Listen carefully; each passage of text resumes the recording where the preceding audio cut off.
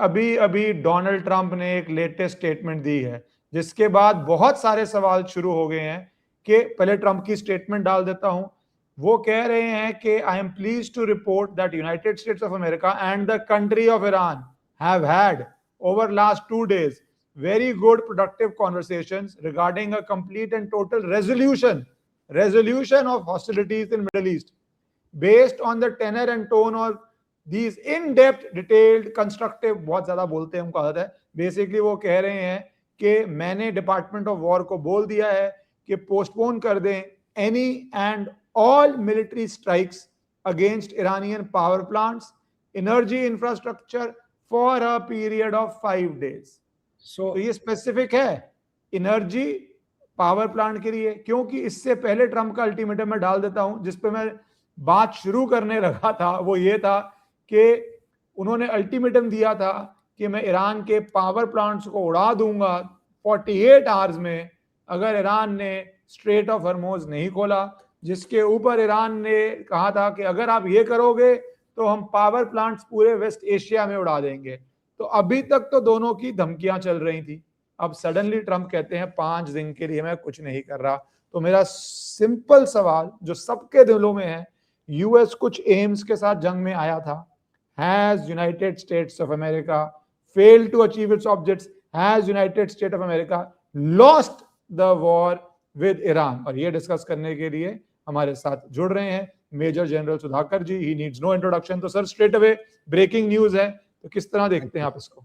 इसकरन जी बहुत बहुत धन्यवाद, और आपको मैं शुभकामनाएं देता हूं, बधाई भी देता हूं कि आप आपके प्लेटफॉर्म के माध्यम से हमारे जो व्यूअर्स हैं उन तक बहुत ताज़ा और एक्यूरेट एंड कोरोबोरेटेड इनपुट्स पहुंचाते हैं लॉजिक और एनालिसिस के साथ।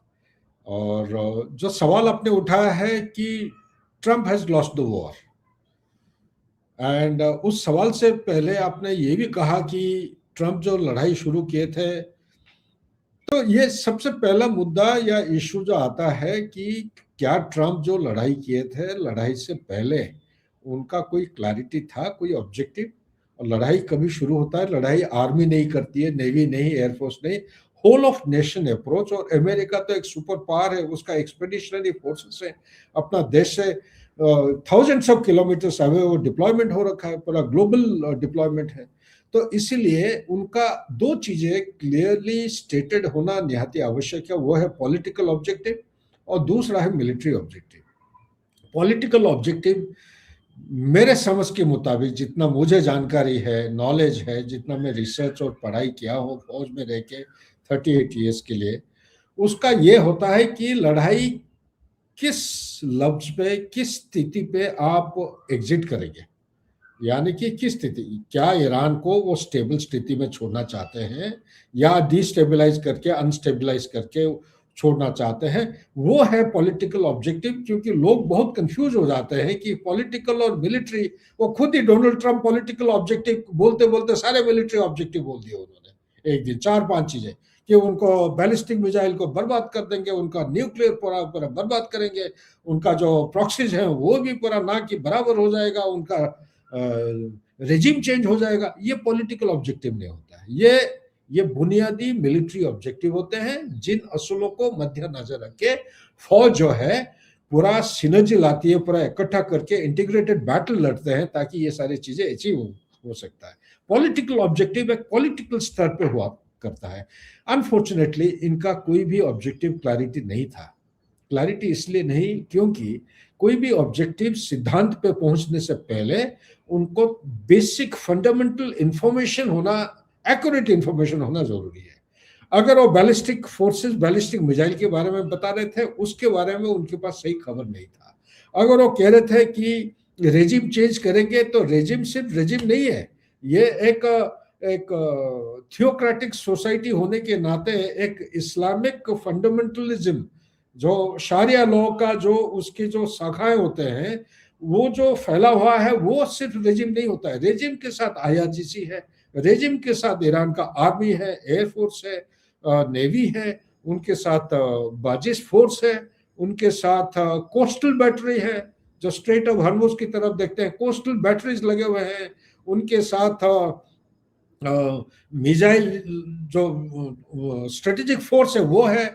बहुत कम लोगों को पता है, मैं ये कहना चाहता हूँ, बड़े बड़े अच्छे अच्छे पढ़े लिखे विद्वान रिसर्च स्कॉलर्स हैं, उनको भी नहीं पता है कि ईरान का एक सक्सेसफुल स्पेस प्रोग्राम चल रहा है, बड़े जबरदस्त एडवांस स्टेज पे स्पेस प्रोग्राम। उसमें चाइना, उसमें रशिया का मदद लेके, रशिया बहुत आगे है स्पेस टेक्नोलॉजी में, तो उनका मदद लेके ये स्पेस प्रोग्राम चला रहे हैं, क्योंकि रेडी होने के लिए फ्यूचर रेडी होने के लिए एक नहीं, बहुत सारी चीजें हैं, लेकिन एक मेन चीज है जिसका स्पेस के ऊपर ध्यान दिया जाता है। इसका मतलब स्पेस का मैं संकेत दे के ये कहना चाहता हूं, ईरान सिर्फ अभी का तैयारी नहीं कर रहा है, वो आगे के लिए भी, भविष्य के लिए भी तैयारी करना चाहता है। इसके बारे में जानकारी था नहीं। उनका जो मिसाइल प्रोडक्शन कैपेबिलिटी है, जिसको सर्ज कैपेबिलिटी, लड़ाई शुरू होने के बाद कोई भी देश हो, जब अपना डिफेंस प्रोडक्शन कैपेबिलिटी को कैसा वो सर्ज देते हैं, किस तरह होता है, 24x7 365 राउंड द क्लॉक काम होता है। जो काम आप 3 साल 4 साल में करते हैं, उसको 3 महीने में खत्म करने के लिए या 6 महीने में खत्म करने के लिए सब उसको फास्ट फॉरवर्ड किया जाता है, डबल डाउन करते हैं एफर्ट में। और इसी तरह अगर ड्रोन कैपेसिटी देखेंगे, उनका जो होल्डिंग जो स्ट्रेटेजिक रिजर्व है, जिसको कहते हैं कि इनका स्टॉक पाइल, 86,000 उनका कामिकाजे ड्रोन्स है, जिसको शाहिद 136 कहते हैं। शाहिद का सीरीज में बहुत सारे हैं ड्रोन्स, मैं सिर्फ 2 चीजों का बताता हूँ। शाहिद 136 जो ईरान ने एक्सपोर्ट किया था रशिया को, 6,000 शुरू में, बाद में थोड़ा बहुत किए थे, इसी को देखा देखी, प्लस उनका जो टेक्निकल एक्सपर्टीज का मदद दिया था ईरान ने, उनका मदद लेके चाइना से रॉ मटेरियल लेके उन्होंने मास प्रोडक्शन किया है। और मेरे रिसर्च के मुताबिक इसका कॉस्ट $20,000 जो होता था ईरान में, उसको करीब करीब 10 या $12,000 में वो प्रोड्यूस कर पाए हैं, और इफेक्टिवली उन्होंने यूज किया है यूक्रेन के खिलाफ। तो इसके बारे में उनको ज्यादा जानकारी नहीं था, तो इसीलिए प्रॉक्सिस का बात बोलते हैं कि वो डाउन है लेकिन आउट नहीं है। तो इसका मतलब आइदर इजराइल जो खबर दिया है मोसाद, मेरे विचार के मुताबिक ये कोई ज्यादा ओवर कॉन्फिडेंस के साथ लिमिटेड खबर दिया गया है, या कहीं ना कहीं वो टेकन फॉर ग्रांटेड हो गए हैं डोनाल्ड ट्रंप, और उनको ट्रैप में लिया गया है। एक ट्रैप में आ गए हैं। 2 चीजें होते हैं ये ट्रैप, एक होता है रिस्ट्रेंट, उनका सिर्फ उपाय होता है, क्योंकि कोई भी लड़ाई शुरू करते हैं उसका एग्जिट होना निहायत आवश्यक है।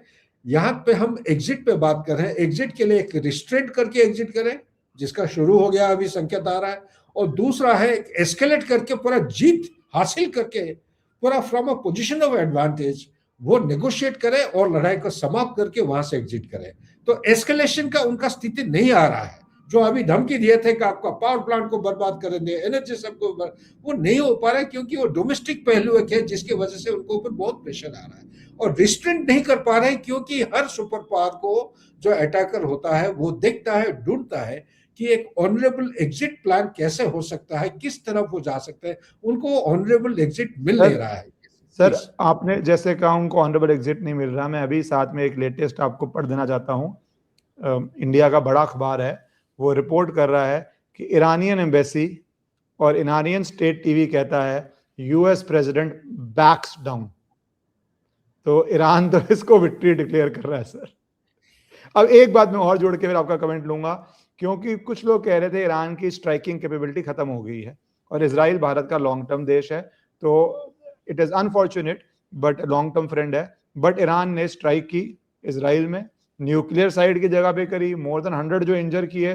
तो मिलिट्री टर्म्स में ईरान इतनी दूर जाके स्ट्राइक करने की कैपेबिलिटी रख रहा है, तो जो वेस्ट एशिया में आसपास के देश हैं उनका कोई एनर्जी सेक्टर वो उड़ा ही देगा, ये तो एक ऑब्वियस सी बात है। और उनके पास इजराइल लेवल के डिफेंसेस भी नहीं है, वो शुरू से यही रो रहे हैं कि हमें भैया डिफेंस भी उतना नहीं मिला है।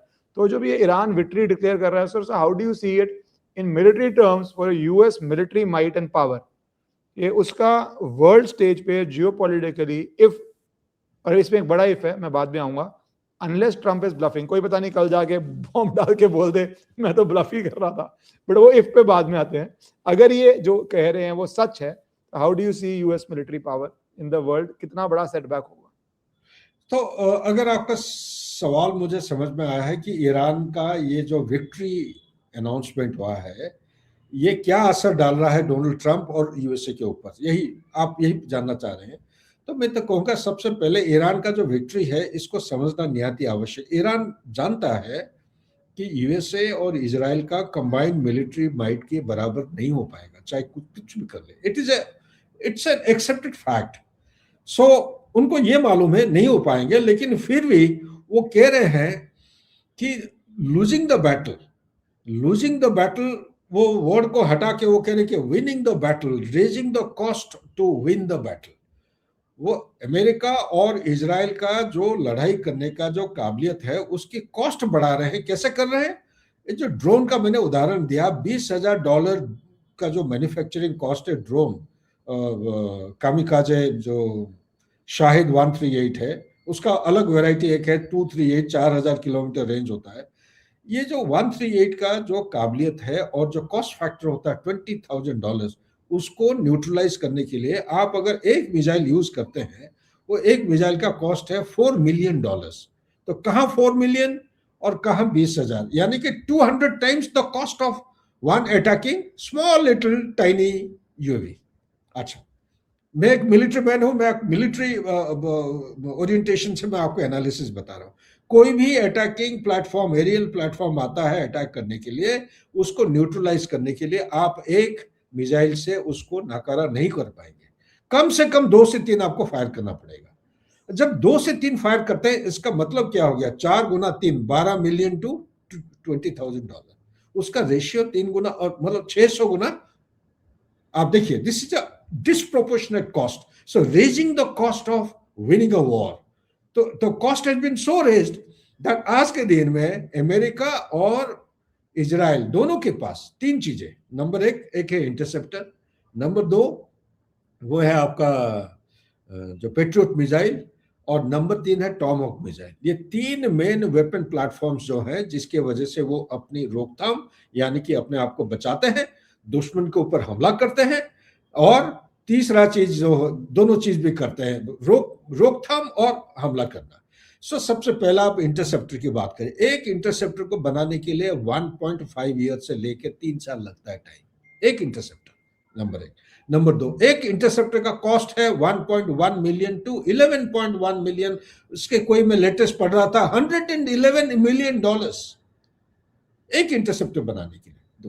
नंबर 3, इंटरसेप्टर का बात यहीं पे खत्म करते हैं। उनका जो स्टॉक फाइल या जो स्ट्रेटेजिक रिजर्व, लड़ाई के टाइम में जब लड़ाई शुरू होता है उसको एक प्रिपरेशन पीरियड होता है।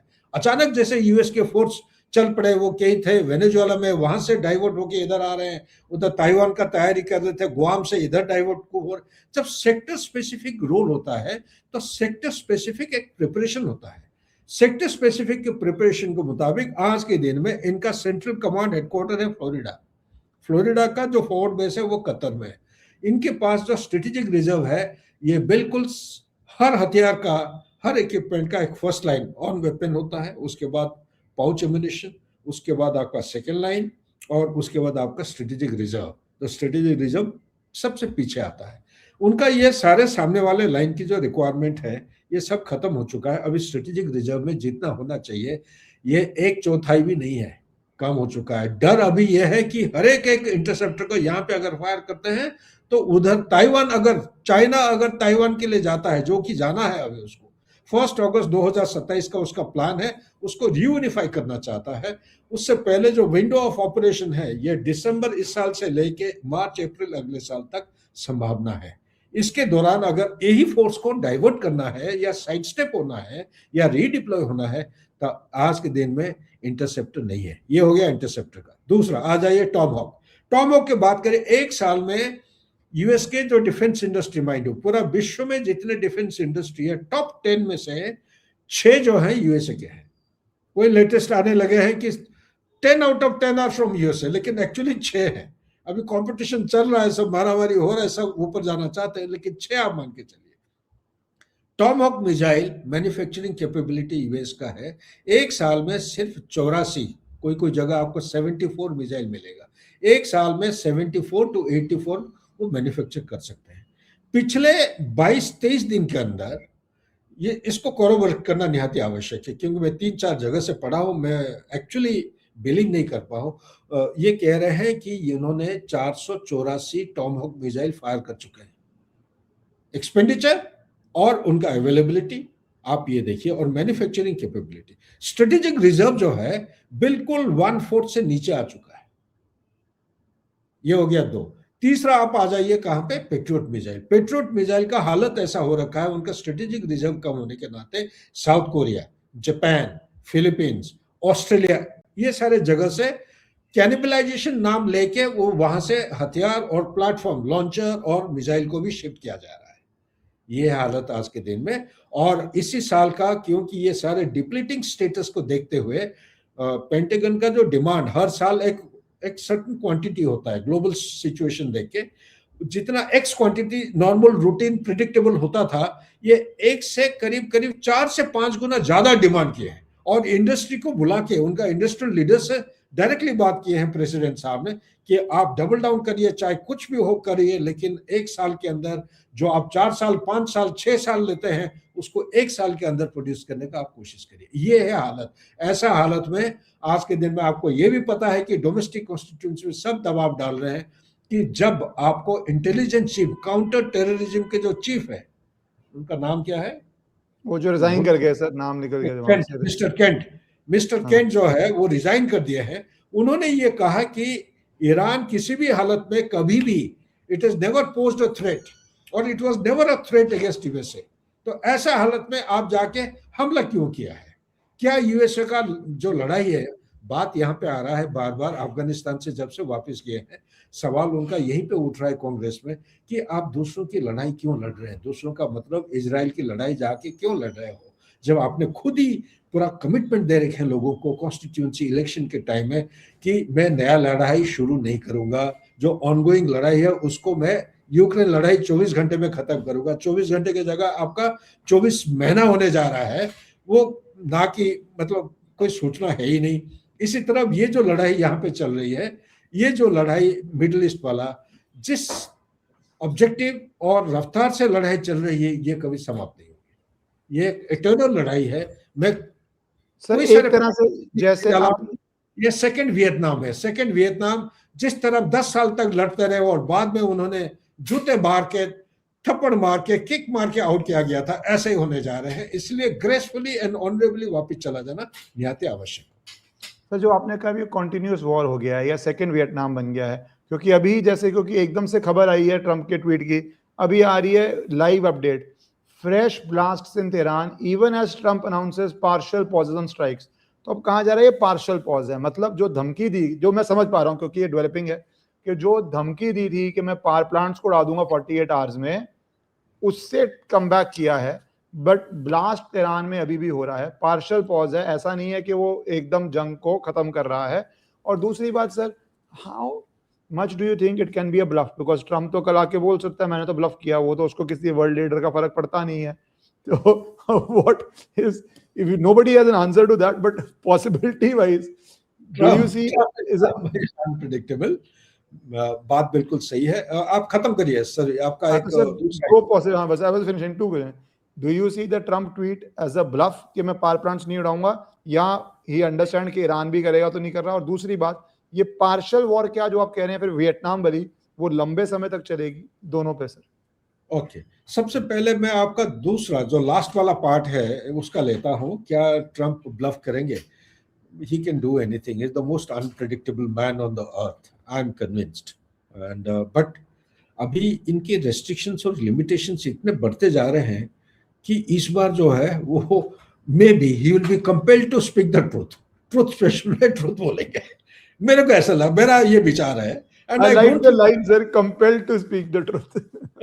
और कोई रास्ता ही नहीं है, बिकॉज क्योंकि देखिए अगर डिफेंस प्रोडक्शन नहीं हो पाएगा, कोप अप नहीं कर पाएंगे। आज के दिन में आपको बताऊंगा, आयरन डोम का उदाहरण लेते हैं। At one point in time Israel is to take pride in saying 99% success, 99%। लेकिन इसके बाद कुछ समय हो गया वो सक्सेस रेट नहीं बता रहे हैं, क्योंकि ईरान का जो मेथोडोलॉजी है ना, वो उसको बोलते हैं सैचुरेशन अटैक। ना what is saturation attack? Saturation attack है वो 24/7 365 फायर नहीं करेंगे, वो फायर करेंगे दिन में शायद या हफ्ते में एक बार, लेकिन एक बार में 15-20 मिनट का टाइम लगे या 45 मिनट्स का। उस 45 मिनट्स के अंदर दो चीजें वो फॉलो करेंगे, वॉल्यूम और दूसरा है साइमल्टेनिटी। एक दिया हुआ विंडो स्पेक्ट्रम, टाइम स्पेक्ट्रम के दौरान वो इतने तादाद में, इतने वॉल्यूम में फायर ना, इतना एम्यूनिशन है क्या? जब मैं टीवी चैनल में बहुत सारे प्लेटफॉर्म में बोलते आ रहा हूं कि ये जो ओपन सोर्स में दिखा रहा है कि 2000 से 3000 मिसाइल है, वो गलत है, वो गलत है, गलत कैलकुलेशन। उनका 1984-85 से उनका manufacturing of missile had started with an objective, monthly objective था 30 मिसाइल, एक साल में 3600। अगर बीच में जितने लड़ाई हुए हैं, इराक ईरान हो गया 1982-88, उसके बाद गल्फ वॉर 1, गल्फ वॉर 2, उसके बाद आपका ग्लोबल वॉर ऑन टेरर, उसके बाद मान लीजिए और भी कुछ छुटपुट हुआ है 2009, फिर 12 को, फिर 19, बीच में ये जो 2025 को हुआ 12 दिन का लड़ाई, इसमें जितना उनका एट्रिशन हुआ है मिसाइल को माइनस कर देते हैं। वो जो मैंने आपको बताया fundamental parameter working formula, 30 missiles in a month, 3600 missiles in a year, ये सारे माइनस करने के बाद फिर भी आपके पास 10,50,000 होगा। 10,50,000 में से अगर आप देखते हैं, लोग काउंटर करने लगे पॉइंट कि नहीं, मिसाइल का इतना पुराना मिसाइल कामयाब नहीं होता है, वो रिटायर हो जाते हैं। रिटायर होने के बावजूद भी there is a process known as resuscitation. Mines, पुराने माइंस जो फर्स्ट सेकंड वर्ल्ड वॉर के जो माइंस हैं, कोई कोई जगह है, कोई कोई देश है जो उनको रिससिटेट कर रहे हैं, एक्सप्लोजिव चेंज कर रहे हैं, नया एक्सप्लोजिव डाला जा रहा है, फ्यूज को बदल रहे हैं, ठीक है नहीं, उसके ऊपर जो मेटालिक पोर्शन होता है उसको कैनिबलाइज किया जाता है, तो ये भी करके उनको इस्तेमाल कर सकते हैं। वही चीजें आपको ओपन सोर्स से अभी मिलेगा, धीरे धीरे आएंगे, लोग बोलेंगे इसके ऊपर। मैं ये कह रहा हूं, अगर 10.5 यानी कि 1.5 मिलियन है, आप 1.5 मिलियन को अगर 3000 करके डोनाल्ड ट्रंप को बताओगे, नेचुरली वो तो उसका तो मिसकैलकुलेशन हर चीज में होगा। तो ये जो बेसिक इंफॉर्मेशन जो जिन्होंने इकट्ठे किए हैं वो सही नहीं किए हैं। ये कामयाब कहां पे हो रहे हैं? वॉल्यूम। वो नहीं चाह रहे कि जाके कोई बर्बाद करे कोई चीज को, वो चाह रहे हैं कि हर एक मिसाइल, पुरानी मिसाइल, वो वॉल्यूम को सामना करते हुए, मोहम्मद अली का जो स्ट्रेटेजी क्या था, रोप द डॉग, यानी कि अपने ओपोनेंट को इतना थकाओ कि जब फाइनल राउंड तक पहुंच ना पाए, एंड उसके आसपास कहीं पहुंच भी जाता है, बस एक knockout punch is more than enough. तो ये पुराने मिसाइल को इस्तेमाल करके वो क्या थका रहे हैं? How are they tiring Israelis या अमेरिकन? इनका जो आयरन डोम है, आयरन डोम के साथ जितने इंटरसेप्टर्स है, ये इंटरसेप्टर्स को खर्चा करा रहे हैं। इंटरसेप्टर आपको बता दिया मैन्युफैक्चरिंग टाइम कितना, कॉस्ट फैक्टर कितना है।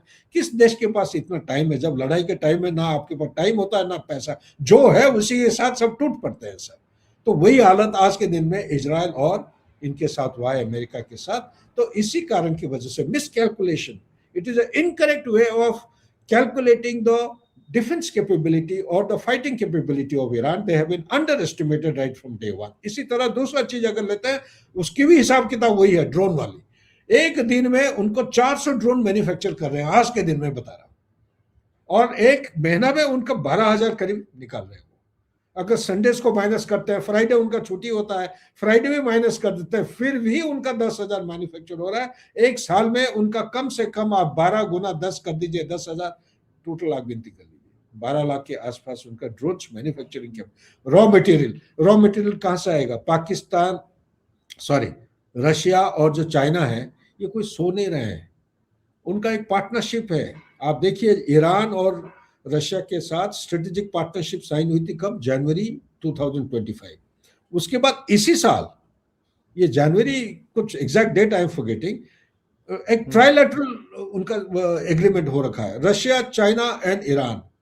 इसके अंदर ये खुलासा के साथ आया नहीं ओपन सोर्स में, लेकिन एक डिफेंस एग्रीमेंट है जिसकी वजह से रशिया आज कह रहा है वी विल सपोर्ट ईरान का वोट में। सर ये जो सर जो आपने जैसे बताया कि कितना इंटरेस्टिंग लग रहा है मुझे ये, और मुझे लगता है ऑडियंसेस को भी, कि US with its economic might is basically facing an economic problem because of low cost cheap technology comparatively by Iran. एक तो ये है। दूसरा, आपने मोहम्मद अली की बात की कि रोप डोप, तो वो माइक टाइसन मुझे याद आ रहा है, everybody has a plan till you get punched in the mouth। तो वो टाइसन वाली जो बात है, that till you are punched in the mouth everybody has a plan। वही यहाँ हो रहा है कि जैसे ही उसने स्टेट ऑफ हॉर्मुज रोका, वेस्ट एशिया रोका, US is facing difficulties, it is saying कि मैं एस्केलेट करूं या आपकी पावर प्लांट्स को मारूं या मैं डी एस्केलेट करूं, टॉक्स करूं। तो सर एक अजीब से ट्रैप में नहीं फंस गया है? और अगर ये कॉन्टिन्यूअस वॉर करता रहता है बिना एस्केलेट करे तो फिर क्या होगा सर? जैसे अभी हमने न्यूज दिखाई, अब लास्ट पॉइंट ये है, ये अब जैसे ब्लास्ट कर रहा है, अब एस्केलेट तो कर नहीं रहा और पावर प्लांट्स को नहीं मार रहा है, एस्केलेट नहीं कर रहा, पर डी एस्केलेट भी नहीं हो सकता क्योंकि ऑप्शंस अचीव नहीं हुए हैं। तो देन व्हाट हैपेंस सर?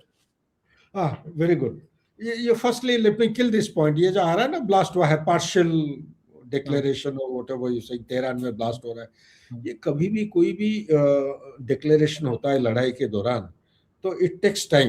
एक प्रेसिडेंट हुक्म दे रहे हैं और फौज कोई भी देश का हो, वो है ना एक वर्टिकल ऐसा बना हुआ है कि senior has to give orders to his junior, it has to come down to writing, and writing has to be more than at one places, it has to get confirmed, executive orders will be given by the executive authority. By the time it goes down to the launch pad where the missile is actually deployed, it takes time. और plus ये भी आपको मान के चलना पड़ेगा, चाहे कितने भी एग्रीमेंट हो तो रहा है, कोई तो कमिटमेंट दिया है, चाहे ब्लफ करे कुछ करे बोलते रहा, पांच दिन के लिए बंद करेगा this mindless conflict. That itself is a big achievement in the today's circumstances, because world is tired of any kind of conflict, any kind of, look at the damages we have inflicted upon ourselves because of pandemic. Russia-Ukraine war is unending, it will go on eternally, you will not be able to stop with this kind of attitude. Same is the case with Hamas. I doubt if Hamas is going to surrender the weapon. Now the case is about Iran, which you are asking. So sir, कैसे होगा ये escalation? नहीं कर पा रहा है, यहां से निकल भी नहीं पा रहा है, तो क्या ये लड़ाई कैसे समाप्त हो? मेरा एक विचार ये है कि ये लड़ाई तुरंत ही खत्म हो जाएगा, लेकिन उसका जो कैरेक्टर और जो नेचर है लड़ाई की, उसमें बदलाव आएगी. बदलाव क्या है? मतलब will have old wine in the new bottle. Old wine का मतलब इजराइल का एक कॉन्सेप्ट है, वो कॉन्सेप्ट को बोलते हैं mow the grass. What is mow the grass? हर 4-5 महीने में कभी हिजबुल्लाह को ठोकते रहेंगे, उसके बाद वो इसका जो बोलते हैं ना द हेड ऑफ ऑक्टोपस, ये ऑक्टोपस डॉक्ट्रिन इसको कहते हैं, उधर बहुत पॉपुलरली जानते हैं. ये हेड है ईरान और इसके टेंटिकल हुतीज, हमास, हिजबुल्लाह, हदल अल साइफ और मिलिशिया ग्रुप जो है, इनको टाइम टू टाइम उनको बॉम्बिंग करते रहेंगे और इनका they will try to weaken them as much as possible. This is called mow the grass technique. और कोई रास्ता मेरे को नहीं दिख रहा है unless a miracle takes place. जैसे साइनाई पेनिनसुला वो एग्रीमेंट हुआ ना बिटवीन इजिप्ट के प्रेसिडेंट एंड इजराइल के जो प्राइम मिनिस्टर थे उस समय, Jimmy Carter, if I recall correctly, he was the president. He did not get the peace award at that point in time, but Egyptian president got Sadat and this gentleman got from Israel. वहां पे मेरे ख्याल से ये एक ऐसा example है जहां पे काफी मारामारी जबरदस्त, ये दोनों बात ही नहीं कर रहे थे, इजिप्ट एंड इजराइल. लेकिन वो एक चीज है, साइनाई पेनिनसुला जब से पीस टॉक हुआ है तब से लेके अभी तक, जो कैंप डेविड का मीटिंग हुआ था, कैंप डेविड एकॉर्ड बोलते हैं, तो उस एकॉर्ड, ये एक लिविंग एग्जांपल है जहां पे उसके बाद एकॉर्ड साइन होने के बाद, एग्रीमेंट होने के बाद लड़ाई दोबारा नहीं हुआ है. इस किस्म के एक मिरेकल अगर हो जाए, nothing like it, which is impossible, क्योंकि ईरान एक शिया देश है और ये अपना प्रॉवेस या स्ट्रेंथ या डोमिनेंस और अथॉरिटी को दिखाना चाह रहा है. इनका एक कॉन्टेस्टेशन है बाय द वे, किस किस के बीच में? Iran, Saudi Arabia and Turkey. ये तीनों के बीच में कंटेस्टेशन किस चीज के लिए? वो दिखाना चाहते हैं कि इस्लामिक वर्ल्ड में दे आर स्टिल सुप्रीम. और ईरान के पास ये ट्रम्प कार्ड है कि मैं शिया डोमिनेटेड कंट्री होने के बावजूद भी, आप देखिए हमास को आप उतना देखभाल नहीं कर पा रहे हैं जो मैं कर रहा हूं. हमास का कॉज के लिए मैं फाइट कर रहा हूं, हमास के लिए ही या पैलेस्टीनियंस के लिए, टू नेशन थ्योरी के लिए. If there is one country which is making maximum noise fighting for them, it is Iran. Sir जैसे आपने कहा मिरेकल ही लिया जाएगा, क्योंकि ईरानियन मीडिया तो कह रहा है, खुल के कह रही है कि there has been no talk with Trump. वो अपने आप ही बैक डाउन कर रहा है. और यूएस के सोर्सेज भी अब कहना शुरू हो गए हैं कि पता नहीं ऑयल प्राइस गिराने के लिए कर रहा है, मार्केट के लिए कर रहा है, क्या कर रहा है. Because as we said, Trump is difficult to predict. क्योंकि अगर बात हुई है, जैसे ट्रम्प ने ट्वीट किया, मैं इस पे आना था, अगर बात हुई है जिस तरह ट्रम्प कह रहा है, तो वे तो फिर ऑब्वियसली किसी रिस्पॉन्सिबल व्यक्ति से तो ईरान में हुई होगी, और कोई ईरान का रिस्पॉन्सिबल व्यक्ति आके नहीं कह रहा बात हुई है. वो कह रहे हैं भैया यूनिलैटरल बैकिंग है, but anyways we will have to see sir के क्या आगे। हाँ, it is a wait and watch mode, क्योंकि ट्रम्प के साथ तो ये भी पता नहीं कि मार्केट में कुछ करने के लिए, ऑयल को करने के लिए, ट्रेड को करने के लिए क्या किया गया है। Sir any last comments on this sir, because आज आपने कर ही दिया, any last comment on? Last comment ये है कि अगर ये स्ट्रेट ऑफ हॉर्मुज को फ्री पैसेज और अगर फ्रीडम ऑफ नेविगेशन के साथ अगर वो हासिल कर सकते हैं, that itself will be a big achievement. But मेरा अंदाज ये है ईरान किसी भी चीज में मानेगा नहीं। ईरान का डिमांड है परमानेंट सोल्यूशन में क्या कह रहे हैं कि उनको सिक्योरिटी गारंटी चाहिए ताकि इजराइल या कोई भी देश अमेरिकन बेसिस से कोई हमला ना करे।